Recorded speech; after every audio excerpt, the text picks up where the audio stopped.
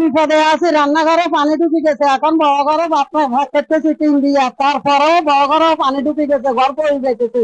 বৃষ্টির কারণে আমাদের বাড়ির 10-12 গিরি সবার ঘর ডুবে গেছে।